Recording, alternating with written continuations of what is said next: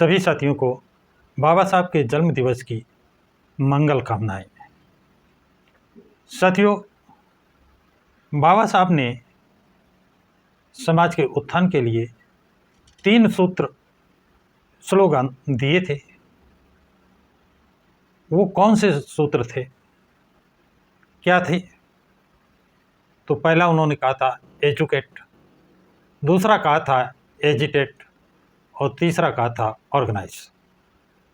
Educate मतलब शिक्षित करो, एजिटेट आंदोलित करो, ऑर्गेनाइज मतलब संगठित करो। लेकिन कुछ लोगों ने इस क्रम को बिगाड़ दिया, सिस्टम को बिगाड़ दिया।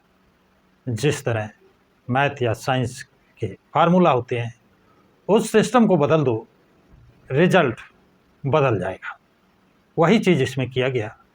जो क्रम नंबर 2 पर एजिटेट है, इसको लोगों ने क्रम नंबर 3 पर ले गए, और जो क्रम नंबर 3 पर ऑर्गेनाइज है, उसको नंबर 2 पर ले आई। कहने का तात्पर्य हुआ कि अब कहीं बैनर में देखेंगे तो लिखा होगा शिक्षित हो, संगठित हो, संघर्ष करो। जबकि होना क्या चाहिए? शिक्षित करो, आंदोलित करो और संगठित करो। इस क्रम को बदलने से बड़ा नुकसान हुआ। ये जो मानवर काशीराम ने अपना संगठन जब तैयार किया है, तो आप देखें इन्हीं पर उन्होंने पहले शिक्षित किया है, फिर आंदोलित किया है, तब उन्हें संगठित करने के लिए पार्टी बनाई है। तो साथियों, ये एक बार नहीं, सबसे पहले ये सलाह बाबा साहब ने कब दी है?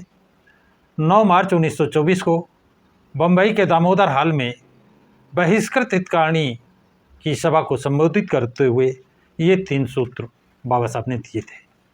और इसके 20 साल बाद 20 जुलाई 1942 को all India depressed classes conference को नागपुर में संबोधित करते हुए कहा था। ये 3 सूत्र बताए थे। अब साथियों, ये नागपुर में डिप्रेस्ड क्लास की कॉन्फ्रेंस क्यों बुलाई गई थी? ये कॉन्फ्रेंस बाबा साहब वाइसराय काउंसिल के सदस्य चुने गए थे, उस खुशी में बुलाई गई थी। ये कहाँ पे बुलाई गई थी? नागपुर में। किसने बुलाई थी? डिप्रेस्ड क्लास के लोगों ने। और कब बुलाई थी? 20 जुलाई 1942 को। और वहाँ पर डिप्रेस्ड क्लास ने क्या किया? एक मान पत्र बाबा साहब डॉक्टर भीमराव अंबेडकर को सौंपा था, दिया था। बाबा साहब ने उस मान पत्र को स्वीकार करते हुए क्या कहा था? ये समझने की बात है। उन्होंने कहा था कि इसकी कोई आवश्यकता नहीं थी, इसकी कोई आवश्यकता नहीं थी। आवश्यकता क्या थी? बाबा साहब बताते हैं, मुझे आपसे इस तरह का आश्वासन चाहिए, मानपत्र नहीं चाहिए, आश्वासन चाहिए। कैसा? किस चीज़ के लिए? शक्ति के लिए, एकता के लिए और अपने हकों के लिए आवाज़ उठाने का। किन चीज़ों के लिए? शक्ति का, एकता का और अपने हकों के लिए आवाज़ उठाने का, अपने अधिकारों को हासिल करने के लिए लड़ने का और अपने अधिकार प्राप्त होने तक कभी भी हार ना मानने का वचन मुझे आपसे चाहिए। मानपत्र नहीं चाहिए, मुझे वचन चाहिए। अपनी जिम्मेदारी निभाने के लिए आपको वचनबद्ध होना होगा। आपको अपनी जिम्मेदारी जो बताई है, उनको निभाने के लिए आपको वचनबद्ध होना होगा। मैं अपने कर्तव्यों के प्रति वचनबद्ध हूँ। जिस तरह मैं अपने कर्तव्यों के लिए वचनबद्ध हूँ, उसी तरह आपको भी अपने अधिकारों के लिए वचनबद्ध होना पड़ेगा। न्याय जब हमारे पक्ष में हो तो लड़ाई हमारी हार की कोई वजह दिखाई नहीं देती है। यानी जब न्याय हमारे पक्ष में हो, बात हमारे पक्ष में हो, तो वहाँ हार की कोई गुंजाइश नहीं है। मतलब हमारी जीत ही होगी, हम जीतेंगे। मेरे जीवन का, किसका? बाबा साहब कहते हैं मेरे जीवन का विशेष आनंददायी पर्व है। कौन सा पर्व है, किस पर्व की बात कर रहे हैं? वो पर्व को बता रहे हैं। यह संग्राम, यह युद्ध मेरे लिए, यह संग्राम पूरी तरह से आध्यात्मिक है।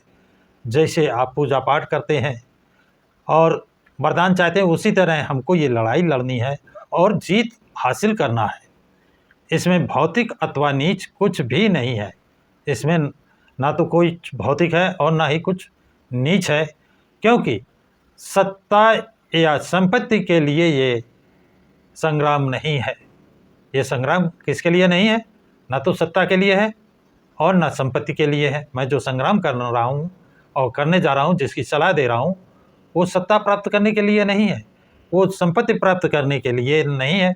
फिर ये संग्राम किस लिए है? ये सवाल उठता है। तो बाबा साहब बताते हैं, ये संग्राम है स्वतंत्रता प्राप्त के लिए। ये संग्राम किस लिए है? बाबा साहब बताते हैं, स्वतंत्रता प्राप्त करने के लिए।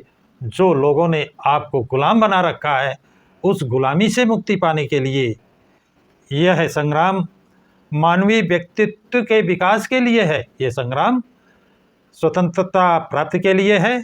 ये संग्राम मानवीय व्यक्तित्व के विकास के लिए है।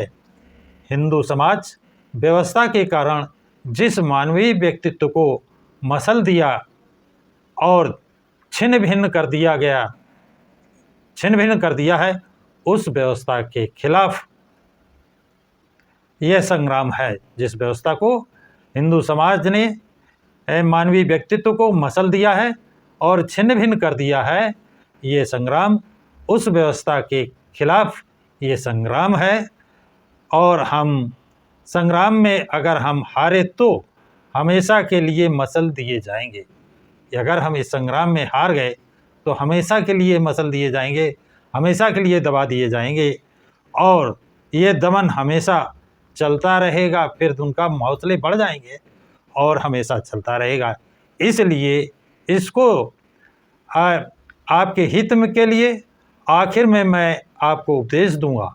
कहते हैं ये संग्राम हमको जीतना है और जीतने के लिए मैं आपको, आपके हित के लिए मैं उपदेश आखिर में यही उपदेश दूंगा, यही सलाह दूंगा कि आप शिक्षित करो, आंदोलित करो, आंदोलन करो, लड़ाई छेड़ो, संगठित करो, आत्मविश्वास रखो और कभी भी धीरज न खोना, कभी धीरज न खोना। मुझे विश्वास है बाबा साहब ये सलाह देते हैं, शिक्षित करो, समाज को शिक्षित करो, आंदोलन करो, लड़ाई छेड़ो, संगठित करो, आत्मविश्वास रखो कि हम ये जीतेंगे, हमारी जीत होगी। और कभी धीरज मत खोना, धीरज को मत खोना, धैर्य को मत खोना। और बाबा साहब कहते हैं मुझे विश्वास है कि आप मेरा साथ देंगे और मैं भी हमेशा आपका साथ निभाऊंगा, मैं भी हमेशा आपका साथ निभाऊंगा और ये जीत हासिल करूंगा। तो साथियों, ये जानकारी आप लोगों को कैसी लगी है? कमेंट्स बॉक्स में कमेंट्स ज़रूर लिखें तथा इस वीडियो को लाइक और शेयर करें। प्रकाश खेरा चैनल को सब्सक्राइब करें।